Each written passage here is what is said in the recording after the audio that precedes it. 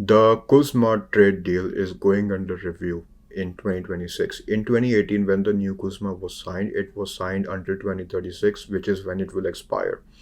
In 2026, the Kuzma trade deal will go under review.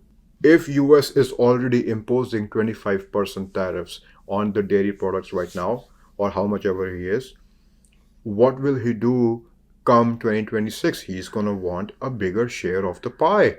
The US farmers are already bugging Donald Trump and telling him, hey, Mr. President, we are overproducing. We need a market share in Canada. We need to send more milk. We need to export more dairy products into Canada. Canada needs to take more. If Canada goes out right now and says, hey, this is our supply management system in Canada and we will not import more of your eggs, what will happen in 2026? Trump had a narrative during his first presidency, during his first term. He was against NAFTA.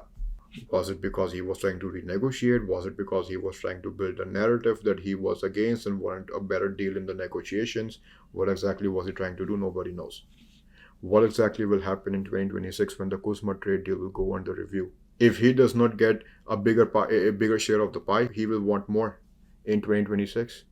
He's gonna say, okay, in 2018 we got 3.59, give us 3% more, give us 5% more, could be anything. What will happen then? Would Canada step up and say, okay, no more Kuzma deal just to protect the dairy system? This is what I don't understand. Why is a country protecting their and poultry supply management more than the steel and aluminum sector?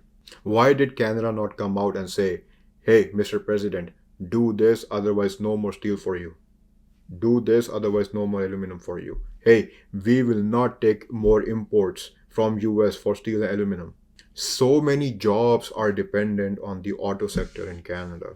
Trump just announced he's gonna impose 25% tariffs on the automobiles going from Canada into US. Now there have been some headlines that the tariffs on the auto sector in Canada are only going to be imposed on the percentage of the car that is having parts not built in the US. But still, I think there was a news headline by Doug Ford where he said out of 25%, only 12.5% would be realistically imposed on all the cars going from Canada into US. But 12% is still a lot when you are managing manufacturing, processing, and creating cars on that volume, where not only do you have to cater to the domestic demand but also to the demand in US. And trust me, the US has 10 times more population, more than 10 times the population of Canada. Why is Canada not protecting those other industries like it is protecting the dairy supply management? By this time, most of you guys already know how the steel and aluminum tariffs are being impacted in Canada, what's happening to all the major players in that industry. By this time, you guys have already searched your chat GPTs and your Geminis of the world and searched who are the auto sectors in Canada. How many of you really, how many were you really aware about the dairy and poultry supply management system in Canada? There was this very interesting interview that I was watching just last week by a party leader in Canada. His name is Maxime Bernier, and he founded the party called People's Party in Canada. They don't have a lot of seats in the party, they don't even have a party status yet. But this is what he said. He was a part of a conservative government under Andrew Scheer, and he left the Conservative Party because his allegedly values did not align with them. He went out and he created his own party. And I don't know how many of you guys are aware about this. When Andrew Scheer left, there was a voting system in the Conservative Party.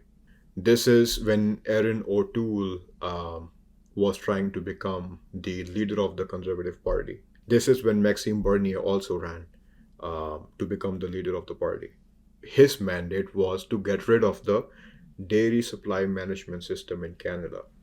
And what he claimed, I don't know how true that is, but in that interview, he claimed that the people who are leading the dairy supply management system in Canada, they bought out the seats inside the Conservative Party. They bought out the membership seats inside the Conservative Party of Canada so that Maxime Bernier does not come out and announce to everybody this is how this is being run as a cartel system in Canada. Less than 8% of the whole population in Canada are very well aware of what the system really is. And people should really be aware about, because right now during the tariff negotiations, during the situation that we are into, this is a very huge point, and a lot of people are not very properly educated about this topic. But anyways, not to make this those serious kind of podcasts, why don't you continue, Sunny? Yeah, just to get some facts and like you mentioned, some deals in terms of the years they were implemented and stuff. The very first, say, crack in the wall of supply management happened in 2016. Comprehensive Economic and Trade Agreement (CETA). Canada granted the European Union additional access to its dairy market, notably by allowing imports of 17,000 tons of European cheese. Calculating the market share, how much would that hold from domestic market? That's around 3%. Producers in Canada were producing around 500,000 tons of cheese. That's 3% of the market that is gone to the foreign investments, to the European Union. Second one happened in 2018.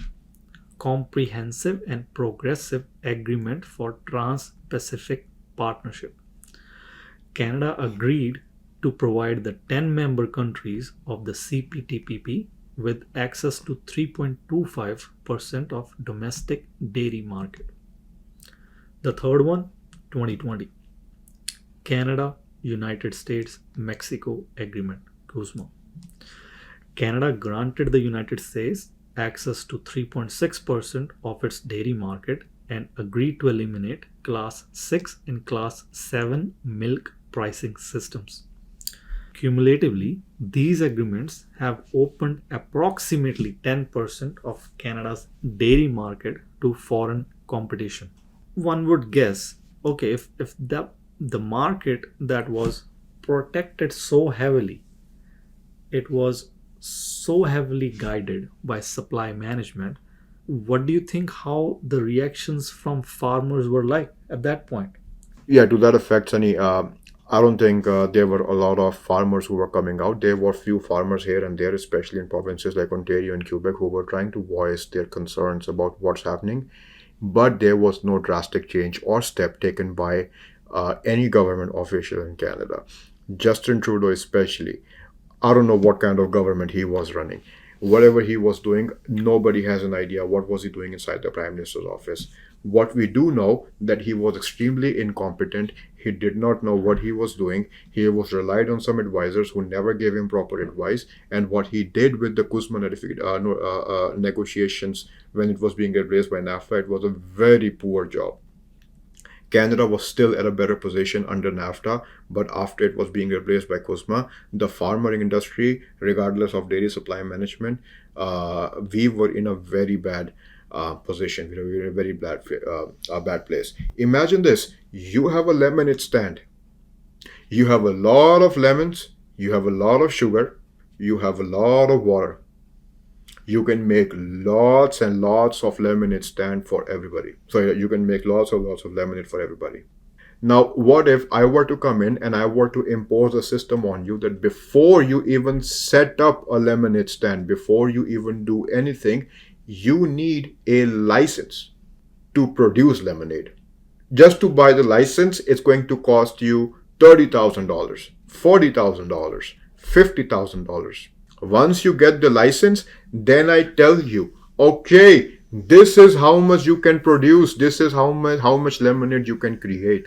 Despite me having the ability and capacity to produce and to create more, I am bound by only to produce as much as the legislation, the authority is telling you, the government authority is telling you. The Canadian Dairy Commission, they were telling the farmers, this is the price of the quota, this is how much you can produce, and this is how much the processors will buy it for.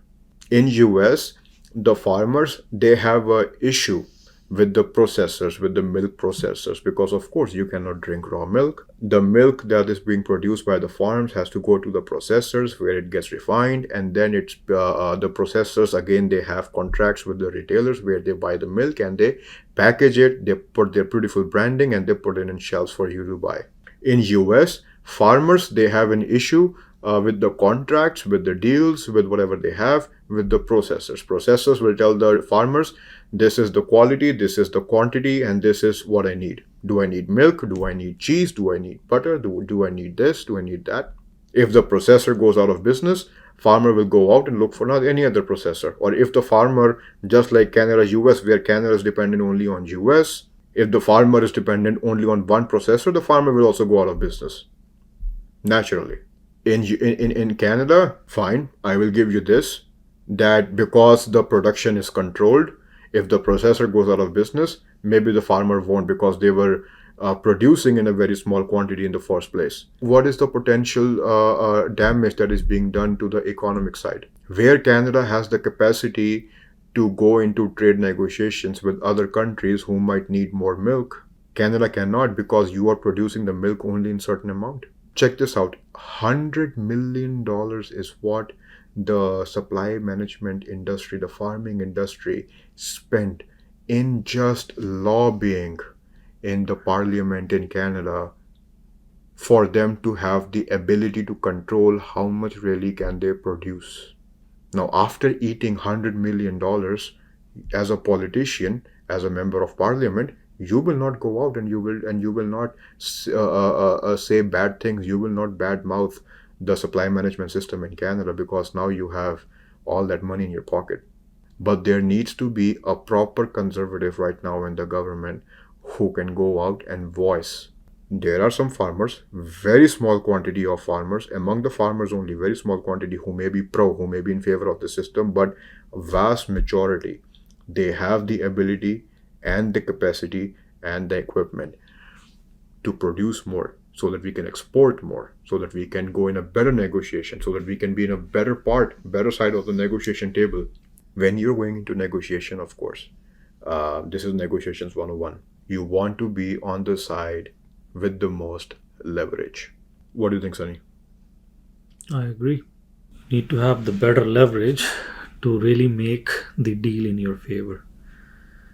Otherwise, you will move the ship in the direction where the other person is looking to move. There's a lot of things, a lot of viewpoints from farmers. For example, the feeling like of betrayal by the government that has been there for 50 years, thinking about having a supply management in place that is protected by any foreign trade deals. All of a sudden, in 4 years of a spam, they lost 10% of the volume, turned into be 10% of the market share. 10% of the market share went into a reduction in quota value, and then a reduction in their home market as well, so a reduction in their income as well.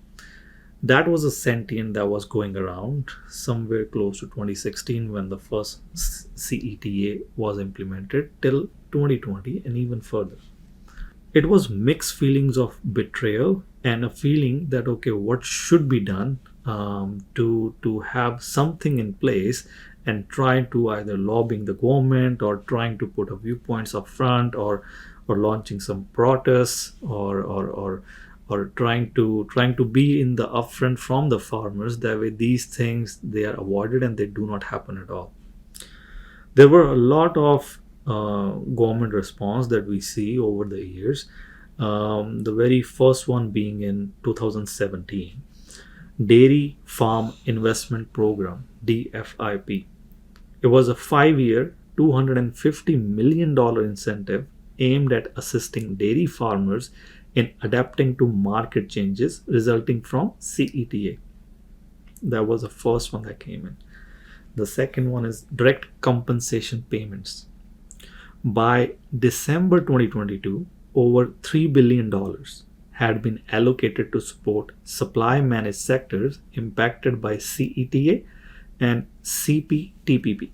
For example, a farm with 80 milking cows could receive compensation through direct payments totaling approximately $106,000 over 6 years, with payments on a declining scale. Then we have future trade negotiation commitments. Government pledge not to concede any future market shares under supply management in future trade negotiations, aiming to protect the integrity of supply management system and prevent additional market access concessions that could further impact Canadian dairy farmers. A notable development is Bill C 282. Bill C 282, officially titled An Act to Amend the Department of Foreign Affairs, Trade and Development Act, Supply Management. What was the purpose of this bill? The sole aim was to legally prevent Canadian negotiators from offering increased market access to supply managed sectors in future trade agreements. It prohibits increasing tariff free import quotas for dairy, poultry, or eggs, reducing tariffs on import exceeding those quotas. Now, this bill has not fulfilled. Part of the reason was Parliament was prorogued on January 6, 2025, resulting in halting its progress. However, if you look at the timeline of this in the legislative journey, the bill was introduced in House of Commons in June 2022. It was passed third reading in House on June 21, 2023. It underwent Senate review, and it was amended by Senate Foreign Affairs and International Trade Committee on November the 6th, 2024, to exclude pre-existing trade agreements and ongoing negotiations. It was one of those bills that was in the limelight of all of this happening, and foreseeably, due to least resistance from all the major parties, it would have passed. It might have passed, it could have passed, it might not have passed. All of these are just speculations. However, it looks like it was leading the charge on to have the bill in place.